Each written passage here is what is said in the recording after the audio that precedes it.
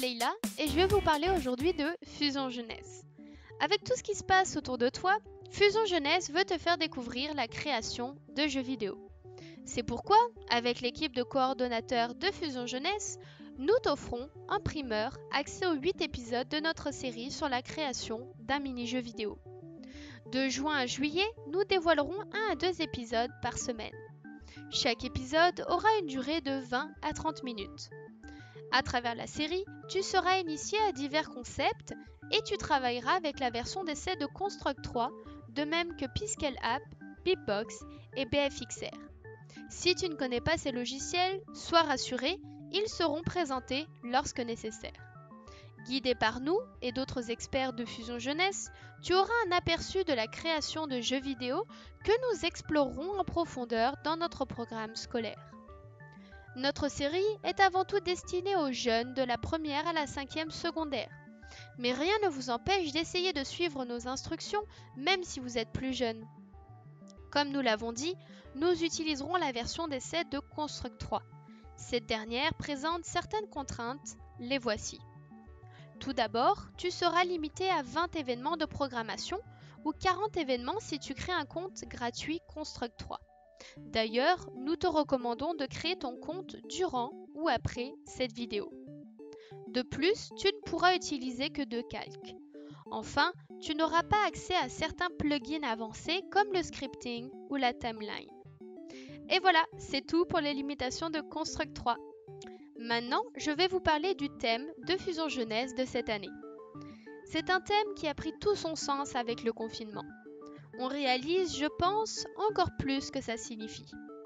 En effet, le thème de notre année est « Ma communauté ».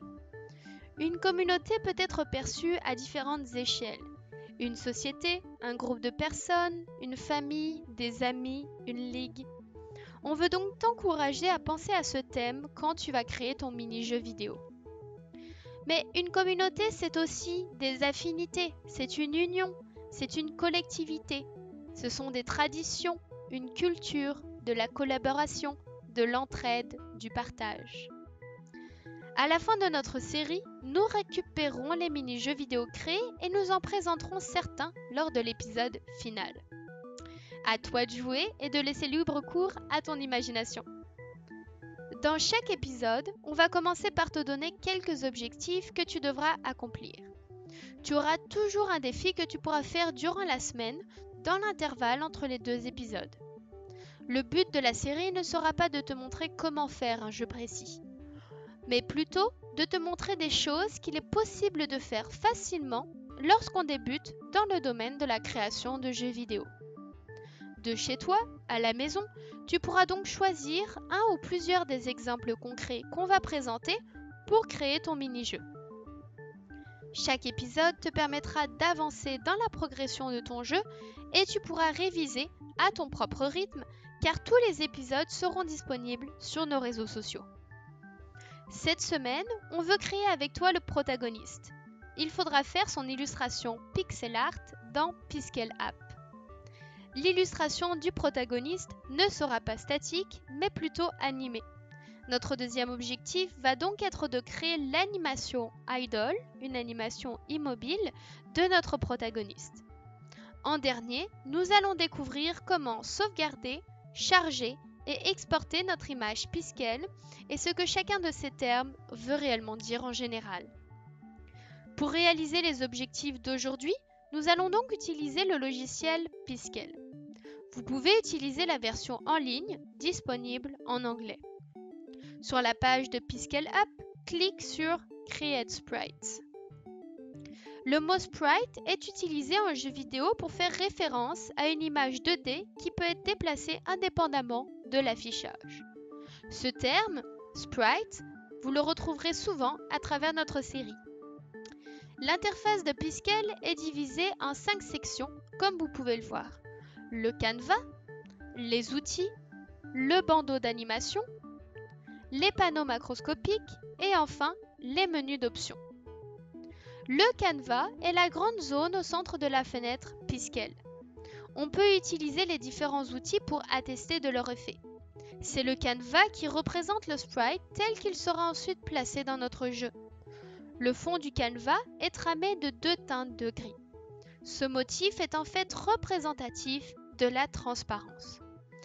Cela signifie que cet endroit du canevas est vide et qu'il laissera traverser ce qui se trouve derrière. Lorsque tu ouvres une nouvelle image, ta souris fonctionnera par défaut avec l'outil crayon. Si tu cliques dans la zone du canevas, tu pourras donc directement y dessiner quelque chose en noir. Ton premier objectif est de dessiner le sprite du protagoniste, donc d'utiliser le crayon pour dessiner rapidement le contour de sa tête.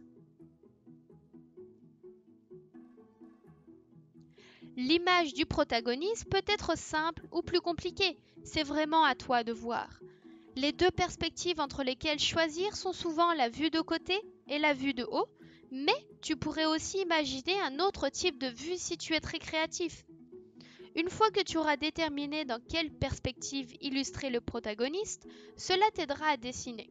Nous ferons aussi défiler des exemples populaires de protagonistes pour t'inspirer. Pour rajouter des détails au croquis que tu as tracé en noir seulement, il te faudra de la couleur. En bas complètement des outils, tu trouveras le sélecteur de couleurs. La première couleur est toujours utilisée et la seconde est accessible rapidement avec le bouton pour interchanger. La deuxième couleur sert aussi à l'outil de tramage Dithering Tool. Pour changer une des deux couleurs, clique sur cette dernière. Tu devras alors placer ta couleur sur le ruban arc-en-ciel et ensuite choisir la tonalité de la teinte choisie en y ajoutant ou retirant du blanc, du gris ou du noir. Choisis une couleur autre que noir et remplis l'intérieur de la forme de la tête tracée. En haut complètement des outils, tu trouveras l'ajusteur de la zone d'effet de l'outil.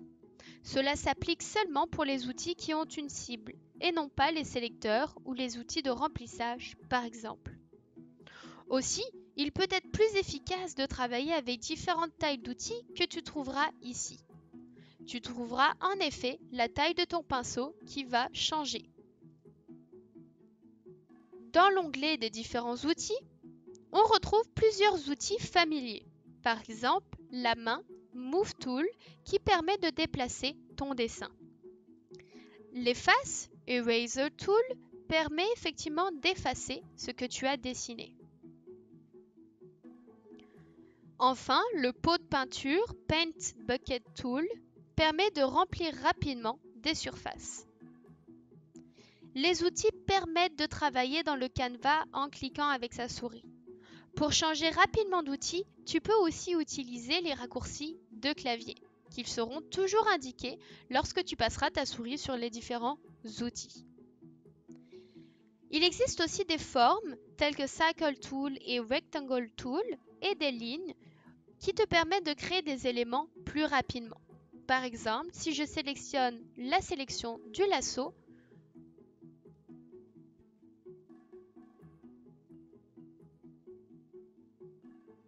cependant, pour continuer ton illustration, tu auras peut-être besoin de plus d'espace. À la droite complètement de ta fenêtre Piskel, tu trouveras les 5 menus d'options, dont celui pour redimensionner, et donc travailler avec plus d'espace. Parmi ces différentes options, tu retrouveras les préférences, le menu de redimension, le menu de sauvegarde, le menu d'exportation et le menu d'importation. Les préférences te permettent de modifier certains paramètres de ton image, par exemple la teinte du motif tramé de la transparence. Le menu de redimension, celui que nous cherchons à présent, permet de choisir la hauteur H et la largeur L de notre canevas. Il est possible de modifier ces valeurs en cours de route. Si tu manques par exemple de place, choisis des valeurs plus grandes et clique sur Resize.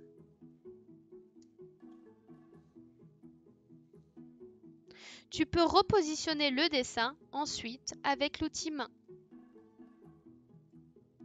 Nous verrons le reste des menus plus tard. Lorsque tu as terminé ton image dans le canevas, elle ne bougera pas. Tu devras pour cela créer son animation. La première animation à créer est l'animation Idle, qui est une animation immobile. À droite des outils se trouve le bandeau d'animation. Il permet de créer des nouvelles frames ou d'en supprimer. Les frames sont les images utilisées pour constituer une séquence d'images en mouvement. Nous les utiliserons dans l'épisode pour créer nos animations. Chaque frame a son propre canevas. Tu peux aussi dupliquer ta première image. Pour créer une animation idle, la chose la plus facile est d'utiliser l'outil de sélection rectangulaire et la touche Shift de ton clavier pour déplacer une grande partie de notre sprite d'1 ou 2 pixels seulement.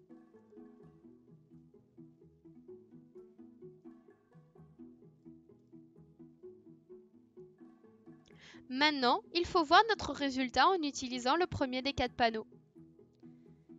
Effectivement, dans les panneaux macroscopiques, on retrouve des panneaux qui permettent de contrôler plus généralement l'animation ou certaines propriétés générales de ton image dans Piskel App. Il y a 4 panneaux macroscopiques. L'aperçu de l'animation ici, le panneau des calques ici, le panneau de transformation et les palettes de couleurs. L'aperçu de l'animation permet de voir le résultat de l'animation selon un débit d'images par seconde prédéfini.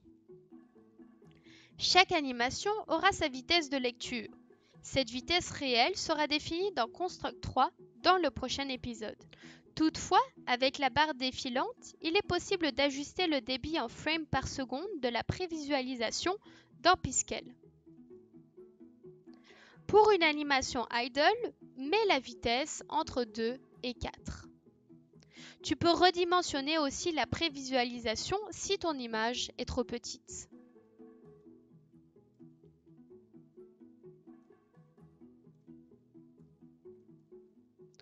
Une vitesse de 4 signifie que 4 images défileront en succession en une seule seconde. On dit donc 4 frames par seconde ou 4 fps. Un film de cinéma a classiquement 24 images, donc 24 frames par seconde, et défile donc à 24 fps. Tandis que beaucoup de jeux sont affichés sur les écrans en 60 fps. La vitesse en fps dans Piskel est utile seulement pour tester diverses vitesses d'animation, car la vitesse réelle est définie dans Construct 3.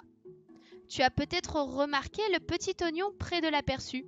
C'est le bouton pelure d'oignon. Si cliqué, il permet de voir en transparence la frame avant et celle après le canevas en cours d'édition.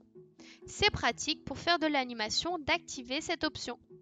Je vais en profiter pour te présenter le reste des panneaux macroscopiques. Le panneau des calques permet de créer une image par couche. Les boutons permettent de créer ou de dupliquer des calques, de déplacer vers le haut ou vers le bas ces mêmes calques, de modifier le nom du calque, de fusionner ou encore supprimer les différents calques. Chaque calque est superposé par-dessus celui ou ceux qui la précèdent dans la hiérarchie des calques. Chaque calque dispose aussi d'une valeur alpha qui peut être ajustée entre 0 et 1, 0 étant 0% et 1 étant 100%. Cela correspond à l'opacité du calque. Le panneau des transformations permet d'appliquer diverses modifications à l'ensemble de l'image. Certaines transformations peuvent aussi impacter le canevas affiché, les calques ou encore toutes les images de l'animation. En effet, grâce à ce panneau, tu peux faire une réflexion symétrique, lui faire une rotation, cloner une image sur toute l'animation, recentrer l'image sur l'un ou des deux axes ou même la rogner. Les palettes de couleurs permettent de réutiliser les mêmes teintes. À mesure que vous créez les sprites, les couleurs utilisées y seront sauvegardées. Il est recommandé de réutiliser une série limitée de couleurs lorsque vous concevez un sprite pour consolider son identité graphique. Enfin, le menu de sauvegarde permet de sauvegarder un fichier en Piskel de votre travail. Celui-ci peut être chargé plus tard pour vous permettre de poursuivre votre travail en cours. Tu peux sauvegarder ton image en cours et continuer cet épisode plus tard, par exemple. Il suffit simplement de renommer ton travail et de le sauvegarder en format Piskel. Si tu te connectes avec ton compte scolaire sur Piskel App, tu pourras peut-être accéder à la galerie et sauvegarder ton travail par nuage. Ensuite, le menu d'exportation permet d'exporter la création sous divers formats. Les formats PNG et ZIP, par exemple, nous permettront ensuite d'utiliser notre image dans le moteur de développement de jeu Construct 3. Quand tu auras fait ton animation Idle, va dans ce menu et utilise l'exportation en ZIP. Avant de cliquer sur Download ZIP, tu peux augmenter la valeur Scale pour rendre ton image plus grande dans Construct 3. Pour ce projet, tu peux la laisser à 1%. Cela téléchargera une archive en .zip dans ton chemin d'accès de téléchargement duquel tu pourras récupérer chaque image en PNG. Finalement, le menu d'importation permet d'ouvrir un fichier en format Piskel ou encore de charger une image telle qu'en format PNG, JPEG, BMP ou encore un GIF et les sauvegardes y sont enregistrées pour être accessibles plus tard. Sauvegarder, exporter et importer sont trois termes courants dans presque tous les logiciels modernes. Ces termes veulent toujours dire quelque chose de similaire. La sauvegarde permet normalement de poursuivre le travail, l'exportation permet de créer un rendu final dans un format défini pour le partage, alors que l'importation, qui inclut ou pas le chargement, tout dépend du logiciel, permet habituellement d'ajouter des éléments au sein d'un assemblage plus grand. Par exemple, on importe des vidéos dans un logiciel de montage pour créer un projet de montage. En utilisant les techniques présentées aujourd'hui, essaie de créer l'animation de déplacement de ton protagoniste chez toi pour la prochaine vidéo. Pour créer une bonne animation de mouvement, il faut que celle-ci suive un certain réalisme. Tu peux regarder des exemples en ligne ou analyser ta propre démarche ou encore celle d'un membre de ta famille. Dans Piskel, essaye de recréer le rythme de marche. Celui-ci peut habituellement être fait en seulement 3 ou 4 frames, mais davantage de frames rajouteront aussi beaucoup de détails. Dans le prochain épisode, on va te montrer comment créer un jeu vidéo et placer le sprite créé aujourd'hui dans le programme. Nous aurons la chance d'en apprendre plus sur l'importation et la lecture d'animation dans Construct 3. Ensemble, nous verrons comment faire pour bouger le personnage de toutes sortes de façons. Finalement, en guise d'introduction à la programmation par événement de Construct 3, nous verrons aussi comment saisir des informations du clavier ou encore de la souris et créer des actions dans le programme à partir de cette saisie. À la semaine prochaine!